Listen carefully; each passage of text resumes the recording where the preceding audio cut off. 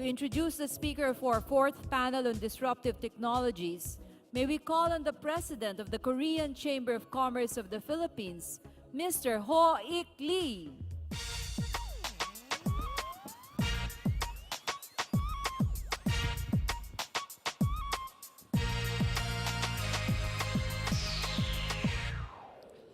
Good afternoon, ladies and gentlemen, valued and distinguished guests. It gives me great pleasure to greet the delegates at our Arangkada Philippine Forum on implementing 10-point agenda and introduce our fourth panel. Panel 4 will discuss a new topic for Arangkada. The panel is different from any other panel we have been organized in the past years. The topic was not discussed very much before, but has become a big elephant in the room that everybody has started to talk about.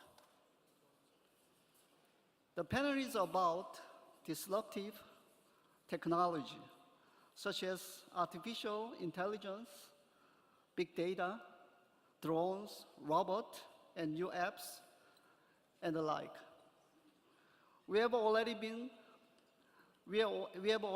seeing bank tellers to be replaced by online banking and ATM machines, and the smartphone apps using the internet to compete with the taxi drivers.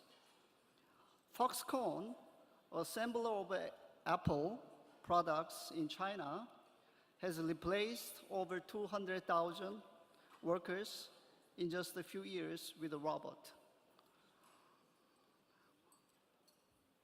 What new disruptive technologies should we expect to become more common in the Philippines in the future, in the next few years? The low-skill jobs are most threatened in the key industries such as manufacturing, service, and tourism. What low-skill jobs will not be disrupted? What new skills will Filipino need to learn? Speaking to us is Mr. Suraj Moraje, Senior Partner of McKinsey & Company, Manager of Manila Office of one of the world's top consulting firms. Mr. Moraje grew up and was educated in India and has spent 18 years as management counselor on several countries. He is author of numerous articles on what it takes for countries and business and individuals to thrive in the rapidly changing world, including seizing the automation opportunity in the Philippines. May I call Mr. Moraje to the stage to present his talk on disruptive technologies, to be followed by panel discussion. We have a fantastic lineup of 5 experts who are among the most knowledgeable persons in this country on disruptive technologies. The panel will be followed by a brief open forum. I'd like to announce that Ms. Maria Lesse, CEO of Executive Editor of Rappler, deeply regret that she is not able to moderate this panel today. Maria has been extremely generous with her times as moderator for 5 successive years, but is involved today with other ongoing Manila leg of 2017 Social Good Summit. In a place, Mr. Moraje will moderate and assure lively discussion. Thank you very much.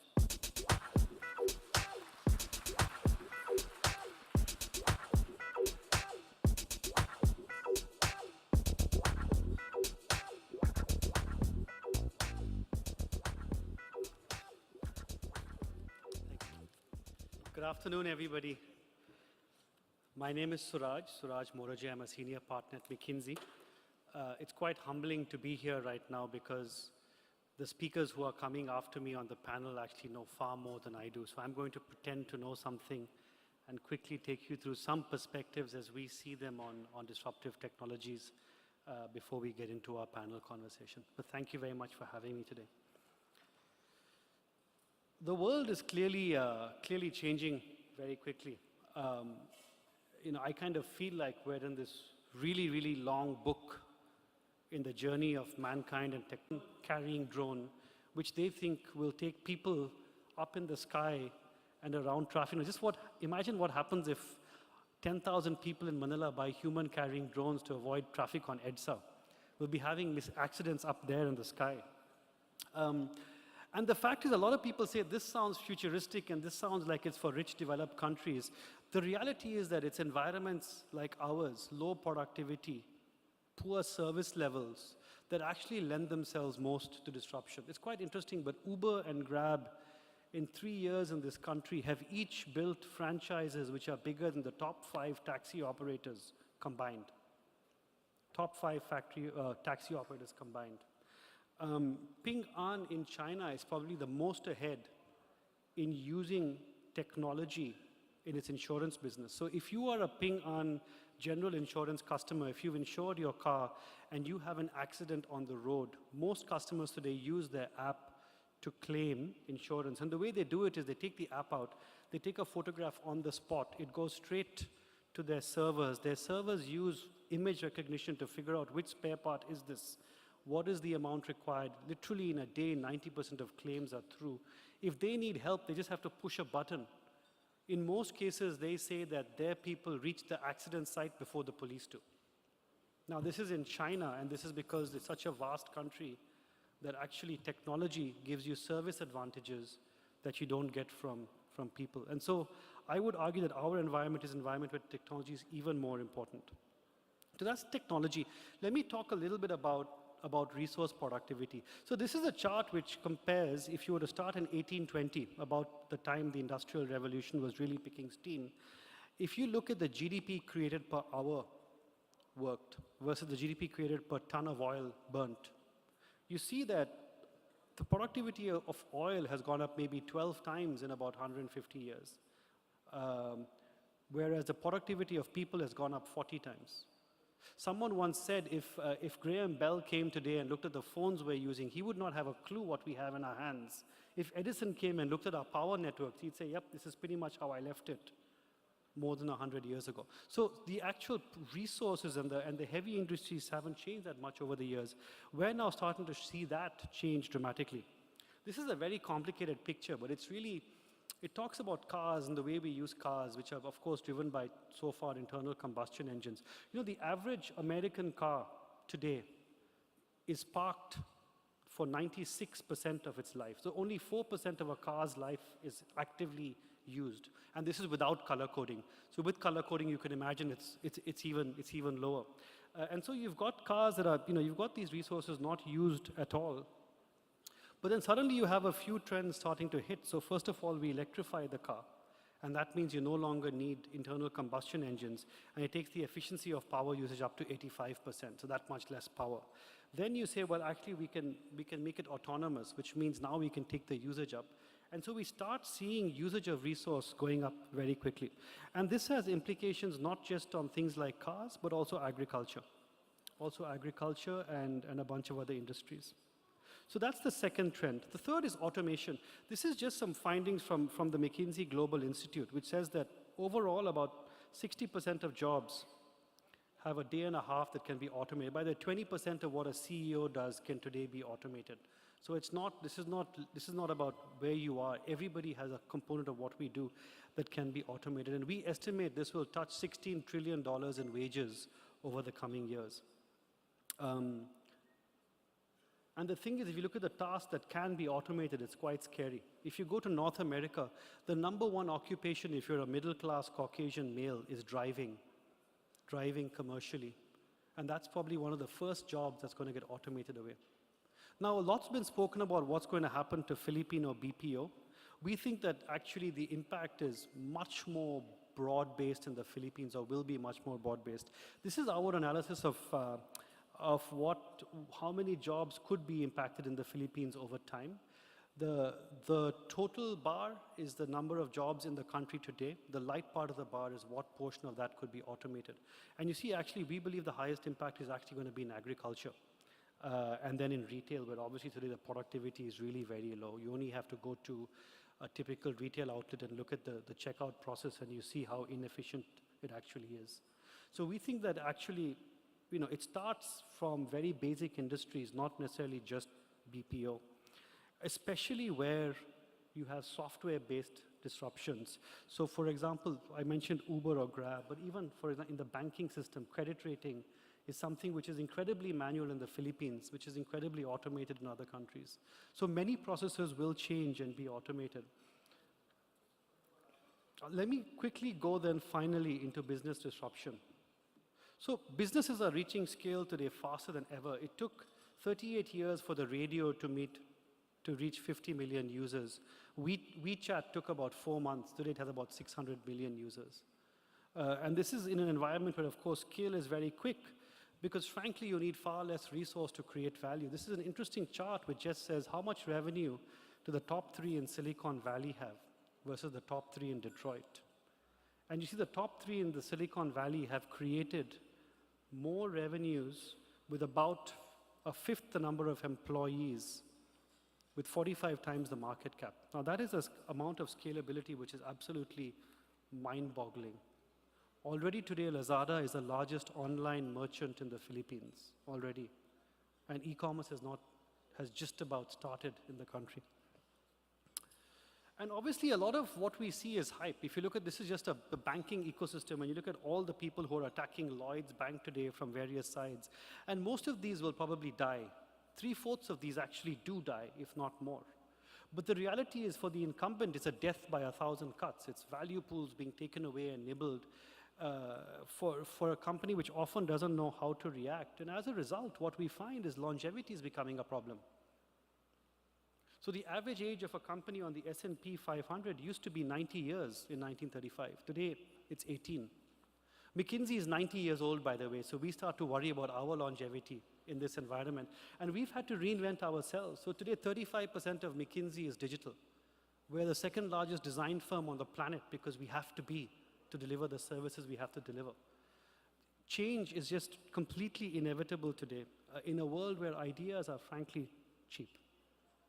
What I want to leave you with is just 2 thoughts. One is this video, and could I ask someone to play this for me, please?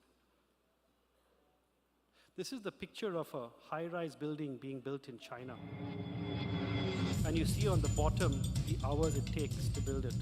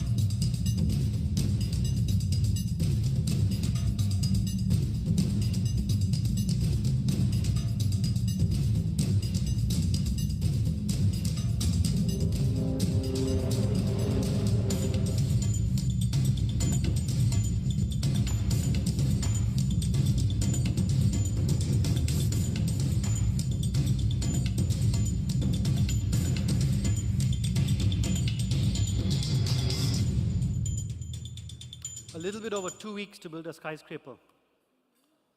From modular components, they claim earthquake-proof, better quality of life, nicer than traditional buildings. And this is in real estate, which has traditionally been known to be a pretty low productivity industry. So the world is changing. It will impact you. I believe there's 2 kinds of people in the world. There are those of us who are scared and those of us who are clueless. So if you're not scared, please start being scared. I think especially for mid-career executives, I think that over the last 5 years, watching in my profession, I have the privilege of speaking to many mid-career executives. And it's very clear the pace at which we have to learn, the pace at which we have to evolve is absolutely relentless. My profession has never been this difficult because I spend more time learning than ever before. And I think each of us needs to. So let me stop there. Thank you very much for the patient hearing. Thank you very much, Mr. Suraj Moraje. Do stay on stage for the panel discussion, and we'd like to call on stage now the members of your panel. Our first panelist is the Head of Operations of IDC Philippines, Mr. Jubert Daniel Alberto. Our second panelist is the Chief Executive Officer and Co-founder of Zalora Philippines, Mr. Paulo Campos III. Next up, we have the Chief of Party of the USAID Science, Technology, Research, and Innovation for Development, or STRIDE project, Dr. David Hall. Our fourth panelist is the Program Director of MSc in Data Science at the Asian Institute of Management, Professor Erika Fille Legara. And rounding up the panel is the President of Kickstart Ventures and SVP for New Business Group of Globe Telecom, Ms. Minette Navarrete. Let's give the panelists a big hand.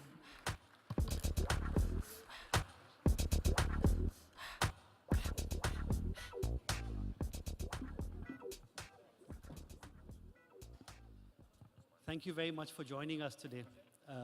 I can assure you the insight is about to start now.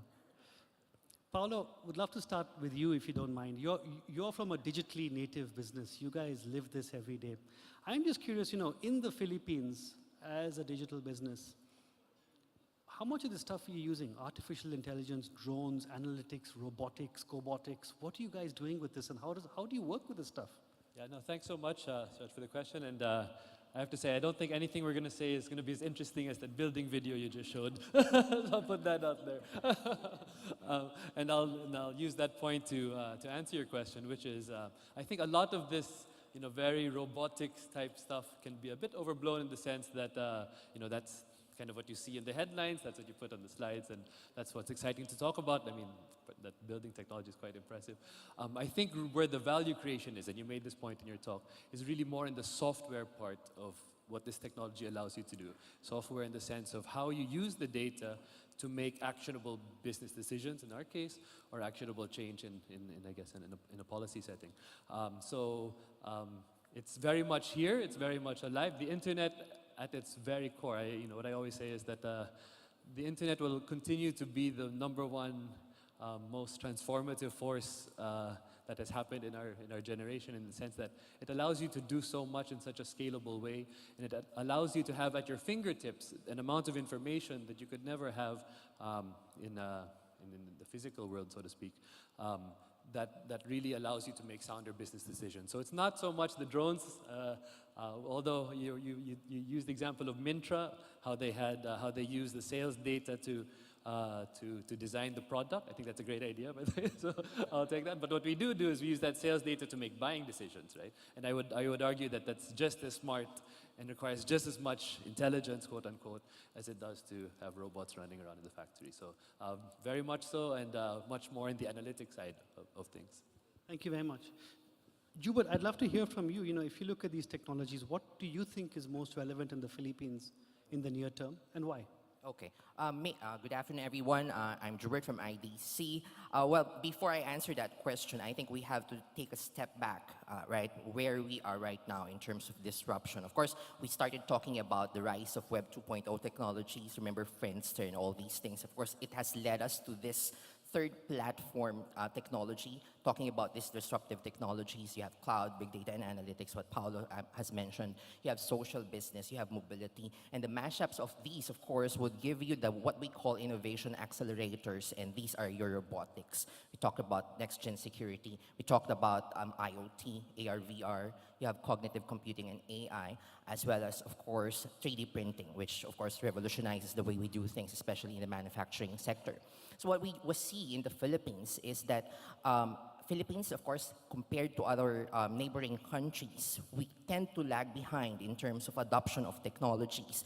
And we at IDC, we always say that Philippines is kind of grouped into what we call technology optimizers, which is really modernizing, the main core of it, the main objective of most organizations in the country is to actually automate their operations. So to speak, to modernize the way we do things, right? Especially if you're SME or you're an enterprise. So if you are grouped under that one, the other thing that we have to mention as well is very important when we do our surveys is that the awareness on disruptive technologies as well as anything that has to do with digital transformation is very high in the Philippines. It's just that we still don't see the direct correlation of the awareness in terms of the investments when it comes to ICT spending. Case in point, security, Paulo mentioned internet, of course, cybersecurity will also be the next kind of very much the high objective for any organization, is that the Philippines still lags behind the 13 countries that we cover, are about top 9 or top 10 in terms of the total investment on security. But going back to your questions, these technologies we have already been seen being used. So some use cases, especially in the agriculture area, you have IoT being used by an agricultural company to actually monitor what kind of pineapples, I think Dole is here, right? What kind of pineapples and use that data where these actually pineapples will be delivered to, whether the EMEA market or anything that has to do with the Asian market. So what I'm saying is that the Philippines, in sum up, when it comes to disruptive technologies, we're still at that point where we call ourselves opportunistic. There are some companies that are there already in terms of digital transformation, but there are those that still have to face the challenges. You know, whether it's going to be selling the idea to your CEO, whether you go for cloud, or whether you go for these kinds of technologies, or those companies that still tend to have that traditional mindset that why do I have to change the way I do things when I'm still successful? So, yeah. Suraj, can I take point on that? Please go. I think I would nuance that perspective a little bit. I think when you look at Philippine consumers, and it doesn't matter what socioeconomic stratus they're from, they are willing, they're ready, they're experimental, they are keen.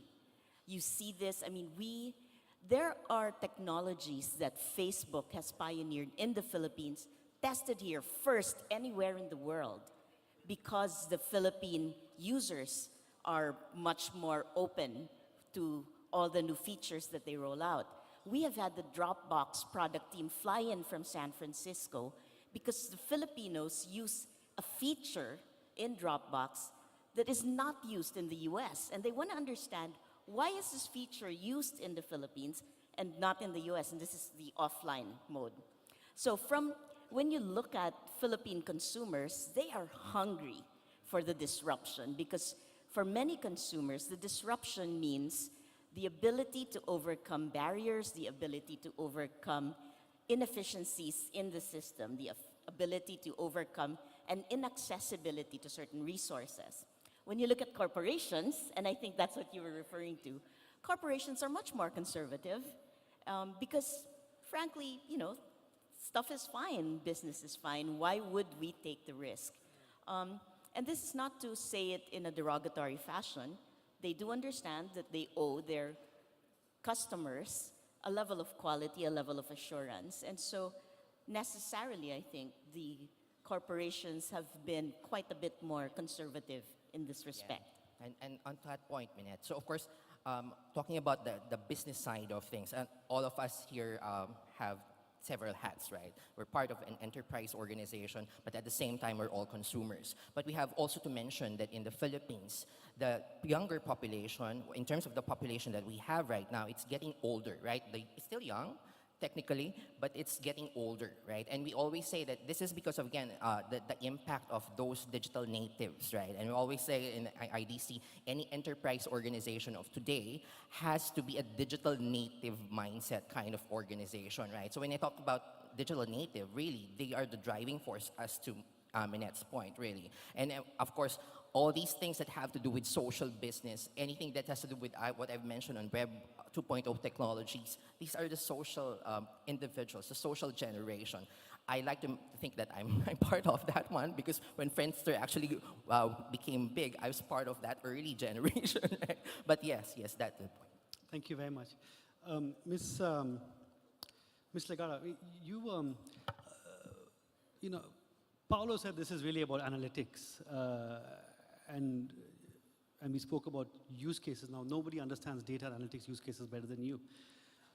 When you look at the Philippines, be it government, be it private sector, what are some of the use cases you see for data, and where do you wish we collected more data? And what are some of the interesting things you're seeing happen in the world of analytics outside of the digital startups? Hello, good afternoon, everyone. Thank you, Suraj. Just to give everyone a background, I just returned from Singapore. I work for the Singapore government in data analytics and complex systems. We used to work about smart nations and all these smart initiatives. So when I came back to the Philippines, and I really want to spread this data-driven culture. You know, you talk about drones, and I like that Paulo asked us to step back a bit, because a lot of our companies are data-rich, right? But the problem is that most of our data are sitting somewhere, and they're just sitting. And like what Minette said earlier, they are a bit conservative. In terms of analytics, we can do a lot, like in telcos, right? You should know that, Minette, right? In telcos, in agriculture, in manufacturing industries, in farming, so all these things, even in BPOs, there's a lot of things that data science can do. Now, the problem, I think, is that a lot are excited about it, but there's no capability at the moment. So you talk to these big conglos, they're like, Erika, we're excited to have this data-driven organization, but where do we begin? Where are we going to get the data scientists? Where do we get the data science managers? So I think, yeah, it's worth stepping back a bit and then study really the landscape. And aside from educating the people about data-driven culture, we also need to educate the managers and the executive levels, like how can data science or data analytics impact their companies? Thank you very much. I'm actually going to ask David to step in here, because when you talk about capabilities, you're leading Stride in the Philippines. Would love to hear what you're doing and what your assessment is of the capabilities here. Sure, thanks, Suraj. So for those of you who don't know, Stride is a USAID-funded program. We're working to spur inclusive economic growth in the Philippines by improving the standard, quality, and relevance of science and technology research in Philippine universities. So doing this, and we've been doing it for over 4 years now, it's given us a really good insight into the capability of the universities to respond to the needs of industry. And Erika and I didn't speak before this, but she's saying exactly what I wanted her to say. This is mostly about capability. Technologies are there. We can see the technologies. Building that building in China wasn't really using any new technologies. It was just using the technologies that are there better. And the reason for that is that there's a recognition on the part of the senior executives that we can do this and we need to do this, and therefore they need to learn, like you learn, Suraj. You spend more time learning than doing, as most of us do, I think. So there's a need for that, to keep that learning going, but then there's the doers as well. And this is what I see in the universities. And Congressman Salcedo put up the figures that I quote a lot, which is the number of science and technology researchers per million in the Philippines, and it's woefully low. And the investment in science and technology research, which I think actually is driven by the number of researchers. So no point increasing that if there aren't more researchers. But what I don't see is that we're pushing people out of education, primarily higher education, who have the capability, the skills, and the imagination to drive this change, even if the CEOs, and I know a lot of you are here, so it's probably not you, but even if those people have the imagination. So the key to the Philippines is we've got to speed up. We've got to get higher education responding to the needs of industry. And I think we get further behind as every year goes by. And I think we've got to be prepared to invest in higher education to prepare those people to drive the kind of disruptive technologies we're talking about. Thank you very much. Minette, over to you. You know, Globe is clearly seen as one of the companies at the forefront of this change in the country. What's made it happen at Globe? How has it been possible? What's it taken? I think it's a couple of things. So one of the things is top-down. We realized at the leadership level that, you know, you can see the playbook playing out in other markets in the world. Telcos lose their unique contribution, the unique value add, they become commoditized. And when they become commoditized, your returns, your revenues, everything goes down. So we knew that from a business perspective, we needed to change. I think maybe the other thing, very similar to what's been heard on the panel, our workforce was becoming younger and younger. We have a lot of millennials, and sometimes your young employees push for more digital processes, for more digital inclusion. They understand intuitively what senior managers have had to learn, that workflow processes can be automated, that there is richness in data that you can mine and monetize.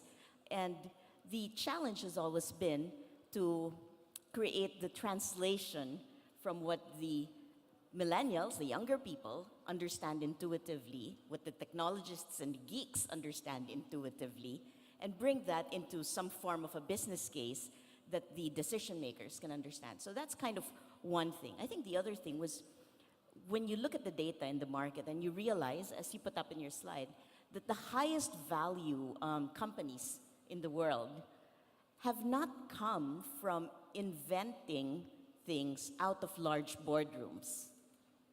If we were to ask the audience to name 10 companies that have innovated to the extent that they created an industry or that they disrupted the whole industry, you could probably think of one: Apple. Everything else has come from a dorm room, a garage, some small startup outside. So for us, we have had in Globe a perspective that we're not the smartest kids on the planet. We are going to look at innovation from inside the company, mine all the data that we can, but we're also going to look at innovation outside the company and learn, have the humility and the openness to understand that a lot of innovation is happening at the grassroots. And if we are there, we can, together with the assets of the corporation, create value that the country heretofore has not experienced. So that's kind of the overall mandate. So we look at data in property. We have investments in companies that are able to predict almost real time what property values are, which city has the fastest growing value for rental as well as for sales.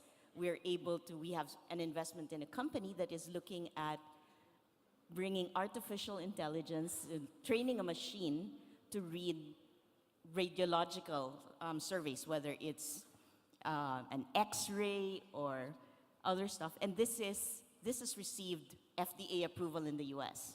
So you can see where the technology and machine learning are going to be able to assist us in bringing greater value to our customers in a way that today a regular utility would not.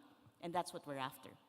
Thank you very much. I'm going to stick with you for a moment and ask, you also kickstart ventures, you invest in startups, I presume.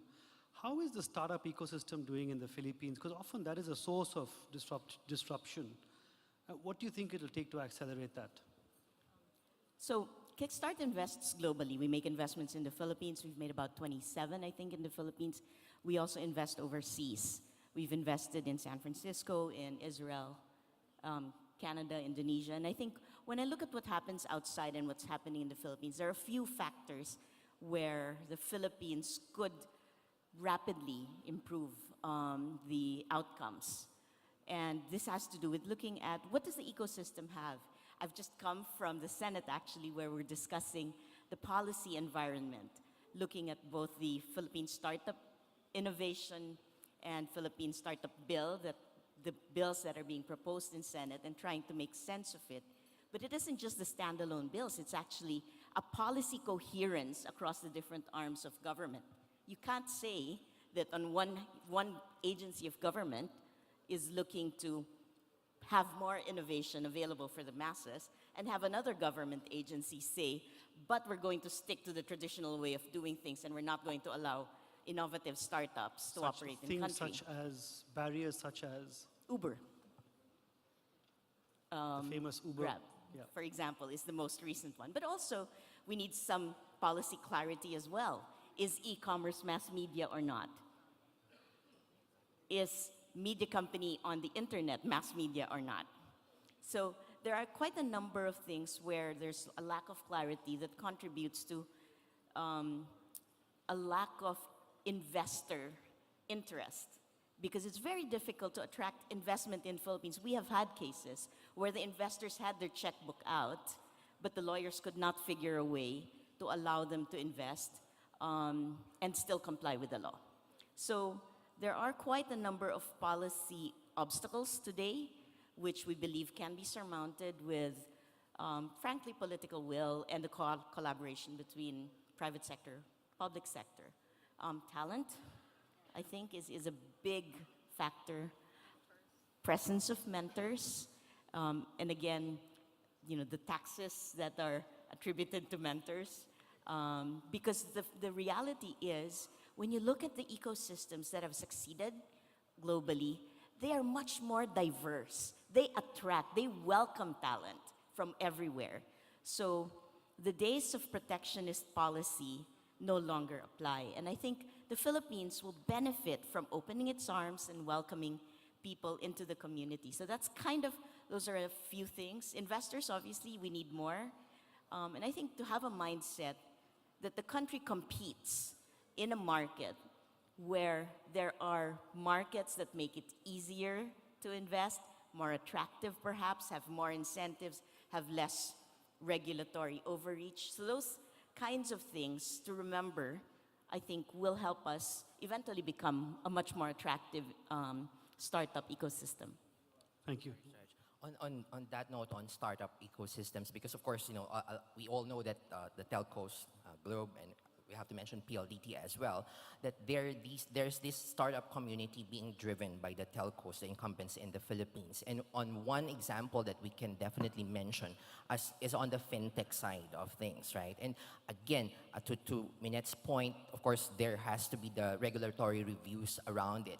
But if we look at it from a bigger perspective, then you have the fintech companies here. We're talking about more digital inclusion, more holistic kind of digital inclusion, especially for the Philippines, where we have the geographical area that we have, right? Islands. So you have pockets of the unbanked sector, right? And all these guys, if you have the fintech or the startup community actually driving the adoption of these disruptive technologies, imagine a sari-sari store could be driven by Globe, for example. That could be a payment gateway already if you actually give them that disruptive technologies. And imagine they don't have to actually go around the major cities that we have. They can get all these remittances from their OFW relatives, as well as do all these transactions around payment, around buying, around e-commerce and all these things. So to me, it actually says a lot in terms of opportunities in the Philippines. There's still a lot of issues. Yes, we have to agree on that one, but definitely there are a lot of opportunities, and the Philippines is a hotbed for these things. Maybe just to jump in there, Suraj. Just to jump in there, because I totally agree in the sense that I agree that there are issues, talent, and there are issues why the startup ecosystem is still nascent and still growing. But what I see somehow on the front lines of the consumer trench of things is that there's no country in the world, I would argue, more exciting than the Philippines is today in terms of this digital opportunity. When you mentioned in your, and for two reasons. One is that on the consumer side, to Minette's point earlier, is that our adoption, I think, is quite dramatic. By some measures, we're the #1 country in the world in terms of time spent on the internet overall. By some measures, we're the #1 country in the world in terms of time spent on social media, out of all 200 countries in the world. So we've taken to the internet and the digital lifestyle in a way no other country has, despite limitations on the connectivity side, basic access. So imagine if once our internet speed gets faster, not just on mobile, but on fixed line as well, imagine how much more time and how much more time Filipinos will be spending online. The second is that there's a lot of, your chart looking at the inefficiency in labor productivity is quite an insightful one, in the sense that I think there are lots of opportunities to disrupt the way things are done now. I mean, one of our key strengths at Zalora is we've built out our own logistics fleet, which essentially in the beginning was an innovation. No third-party courier would do cash on delivery for us. So we had to build, we initially had 5 motorcycles going around Metro Manila collecting cash on delivery orders. We now have 500 going around nationwide, including covering 80% of the country. So on any given day, expanding our fleet. And that's because the traditional industry was not taking these new technologies and integrating them into their business model. So I would argue that this is actually our time to shine. I would say that over the next period of this country's history, there's really an opportunity for us as Filipinos to take our rightful place as number 1 in the world in something. And being online, doing digital stuff, innovating on the internet can really be our source of how we reclaim our rightful place. So that's become a personal advocacy of mine, just seeing how exciting it is on the ground in terms of consumer behavior. Wow, thank you. Thank you very much. Dr. Legara, sorry, it is Dr. Legara. You've obviously worked with many companies here. What are some of the inspiring stories you've seen of positive change where people have actually taken use cases and made them work? Because I just returned like 3 months, right? So I think what I can give a concrete example is the stuff that we did in Singapore, where, for example, in the port industry, we can really improve the efficiency of the movement of the ports. It's a $1 trillion industry. You cannot afford to have delays. Another example would be in the transportation system of Singapore. It's a very small city or country, right? It's very limited land area. But then it's growing very fast, and then you have people flowing in. So they have to make sure that the quality of service of the transportation system, which is the backbone of the city, is really still good. So the only way you can do that is by really modeling and analyzing, doing predictive analytics, and understanding what else could you do to make it more effective. We did one project in the Philippines that I think is quite inspiring. We used machine learning to help Manila Water Corporation to predict the height of Angat Dam, which supplies water in the country 6 months into the future. So that's very important, because if you can predict it at an earlier time, then you can do some actionable insights. So I think that's what I have for now. And we are now collaborating with a lot of local companies. In a year's time, I hope I can give you more inspiring examples. But right now, we have to build an army of data analysts, we have to build an army of data scientists, and data-driven thinkers and leaders. Just to share with you, last year we awarded Project NOAA as one of the best smart city initiatives in Asia Pacific. Of course, this is nothing, a little bit on data as well, but a little bit on all these disruptive technologies. Of course, unfortunately, they got defunded or was transferred to another agency, to UP, of course. So that particular project, I think it's not just inspiring, but it's very, very useful, very relevant to every Filipino, for that matter, right? Because of, again, the typhoons and all these other disasters that we always expect on a yearly basis. So what they've done over there was really dramatic, that it can actually go down to the level of community and have these local government units take action actually on whether to actually drive everybody to a safer ground, or whether to actually cut classes or cancel classes for that matter. So these kinds of use of technologies are really, really relevant for the country as a whole. That's fantastic, thank you. Jubert, one more question for you. Much is being spoken now about the impact of automation, especially on the BPO industry, which has obviously been an engine for growth. What is IDC's view on the outlook over the next 2 years, 5 years? Suraj, I see IBPAP over here because Miss Penny is over here. Uh-oh.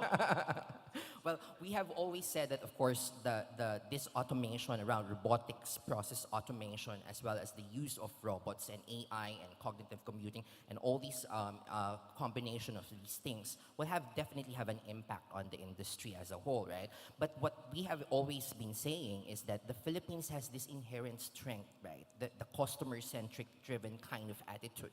And that they cannot take away from us, right? What the industry needs to do really is to reskill their current crop of the human resources that they have. And I think Ms. Penny will touch on that one later as they talk about human capital development. But what we've been saying is that, yes, there may be an impact on those jobs, especially for those that are the frontliners, so to speak, right? I don't speak the BPO like lingo, but the frontliner, right? Those that when you actually have this, let's say, complaint or inquiry, that could be taken away by the robots, by the robotics process automation.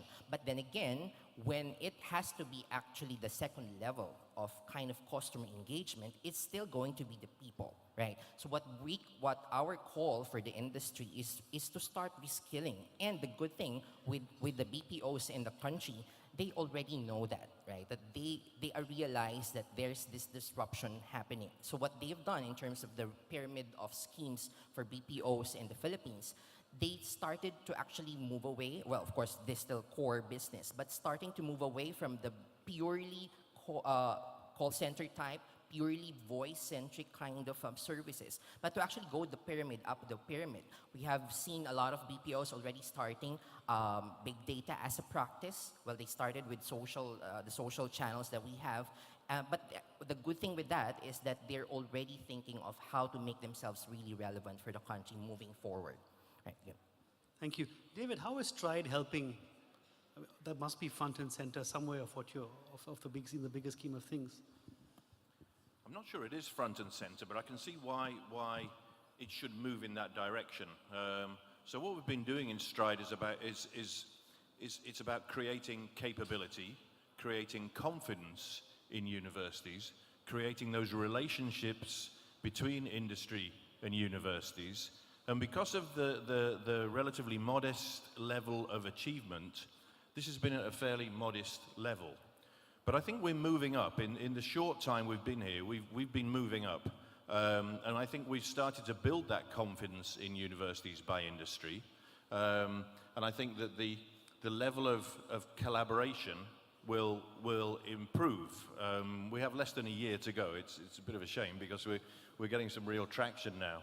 Just as an example, we've given research grants to universities to work with industry in a whole range of fields of science and technology. And they've tended to be appropriate to the region of the Philippines as well. So some have been fairly basic rural agricultural things. Some have been fairly leading edge medical devices and such like. But the last round of grants that we gave, the industries that we worked with, there were two companies in particular. There was IMI and Del Monte. And they funded our research grants 50%, if you like. They matched our dollars one to one. And so to me, that's the beginning of opening things up to blur these edges. And it's not just the BPO industry, it's all kinds of things. And IMI is a great example because it's about vision systems and Internet of Things and such like. So I think we've started a bit of a trend. Department of Science and Technology, I don't know, can't see anybody from there at the front, but they're really interested in how we did that. And we've been working with them to pass that model over. So I see a change in the way that this is being done. And I think it's still early days, but in terms of opening up the intellectual powerhouses of the Philippines, which are the universities, and getting them to work with the different industry sectors, I think we've made a start there. And I think there's a will in DTI and DOST to keep that momentum going. Thank you. I'm happy to open up questions to the audience now if anybody wants to. I have this light in my eye, so I can't quite. Well, maybe until we get a question, I actually do have one, Paulo, for you, which is the e-commerce penetration, if you take as a percent of GDP, does seem to be lower than our regional peers. Now, some have said this is because people are all shopping on Amazon.com outside the country and shipping them in. But what's your view? I mean, and how is this going to evolve in the coming years? Yeah, what I've seen is over the last, so we've been in business 6 years now. It's really over the last 2 years, I would say, that we've really seen an acceleration of growth that we weren't really seeing in the initial 4 years, 2012 to 2015. Somehow Indonesia, and I think it goes down to basic access, so connectivity, speed, internet penetration at its core was still a little bit lagging behind, I would say, some of our regional peers. I think all of that has been addressed or is being addressed very, very rapidly, and therefore you really see the shackles being taken off of what should be, really fast-growing. So certainly, and there would, as Filipinos, we do shop in other places online as well, but in general, e-commerce, whether it be from a local site like ours or an international site, is certainly taking off particularly over the last 2 years. And I would say the growth is accelerating. That's the exciting part. It's not just kind of taking off, it's actually accelerating. So that's something very exciting, and I think in a way that our regional peers might have done a few years back. So we're catching up, which is nice to see. Thank you. You want to say something as well? Maybe on e-commerce in the Philippines. Of course, like I've said, right, not many a large population in the Philippines still unbanked, and credit card really is really low, right? But on the other thing that we have to mention as well, there are informal kind of businesses, right, that which you can get as well, those things that can be bought online, right? So what we call impukan, Suraj, impukan is where you put in the money. A smaller community that in the past this is called paluwagan, right? And all these things are the informal kinds of commerce is also inherent, and that could be also a contributing factor to that one. Right, and you also have a fair amount of Facebook, Instagram commerce in the country at this point. Exactly, C2C commerce is the fastest growing section for sure. Absolutely. I just want to add, it's really amazing that Zalora and Globe, all these companies are moving forward. But I think that with all this disruption happening, we should not forget about the micro, small and medium enterprises. This is all good, but I think that the government should do something about inclusivity. We don't want only the big companies to innovate, but how can we help the agricultural sector and other sector use all this disruptive technology so that we can move the entire country forward, not just the more powerful ones that are data-rich ones. Right, no, thank you for that. Maybe we're running out of time, so maybe starting with Jubert, let's just take we have a question. Sorry, please go ahead. Is this on? There. It is, Hi. yeah. John Forbes. You had a slide up earlier that showed the potential loss of jobs in different sectors. And one of the sectors that has been growing most strongly is manufacturing or assembly in the country at almost 8%. And yet the number of jobs is decreasing. Is that trend going to continue here, and is it going to get worse? I mean, I wish I had a crystal ball. But if you look at the US over the last few years, the fastest growing category of jobs in the US, if you go to the Census Bureau and you see jobs by category, the fastest growing category is other, the category other. And then if you double click on other and you say, what's the fastest growing subcategory within other? It's other. So it's kind of other that's growing really fast, and I think our ability to define where the jobs are coming is actually very limited because these are job categories that don't exist today. It's if you go back to the 1800s, when London still had horse-driven carriages and said where the next job's going to come from because, my God, it's disaster. Well, it wasn't. So, is it going to be painful? I think all indications are it will be.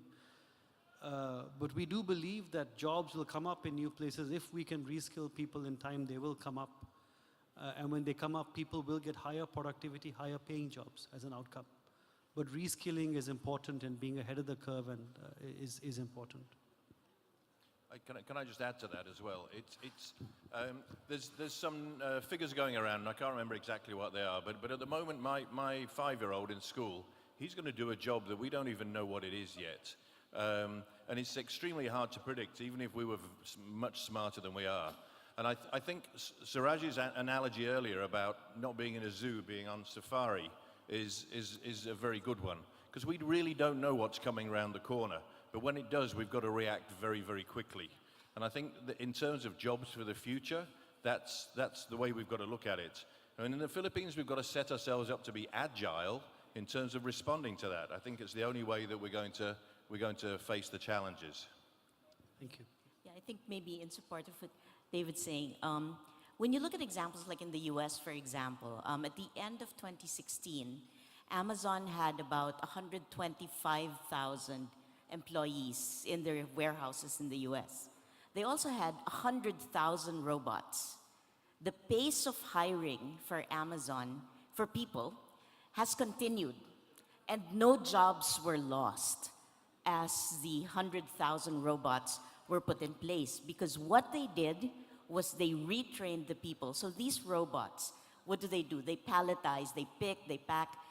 They're carrying, crates that are maybe 25 pounds. So by shifting the burden of, I think you were saying about 78%, one of your slides was saying, jobs that are more manual, more predictable. So that 78%, perhaps that will go away. But if we are able to if we learn the lesson from Amazon and we retrain the people, because what they did was they retrained the people to manage the robots, to manage exceptions, to program, to operate them. No jobs were lost in Amazon. And they have recently announced that they're going to open a second warehouse, a second facility in some city in the US, I think. And they're saying maybe 50,000 jobs and $5 billion. So it is scary. There is a lot that's going on, but there is also a lot of opportunity. And I think the difference that David is saying is that for us to be able to seize the opportunity, we have to prepare, we have to certainly reskill, retrain, and to continue to invest in people as we invest in the technology. And it doesn't guarantee that no jobs will be lost, but certainly we can manage the decline in order to be able to reap some benefit from the technology changes. I'll just add about the human capital one. This is why in March 2018, the AIM will be launching the very first master's degree in data science to really address this need. And on top of this, we will also be offering programs for the executives to learn more about data science. And I know that Stride and DOST and DTI, they also have these scholarships for those in the undergraduate level who want to go into data science as well. I think, just to support Minette's saying that we have to invest in human capital as well. Thank you very much. I've gotten a big thing on the screen saying time's up, so I think we should wrap up. Thank you very much to the panel, and thank you to the audience. Thank you very much to our speakers and our panelists. Can we ask you to please pose for a souvenir photo?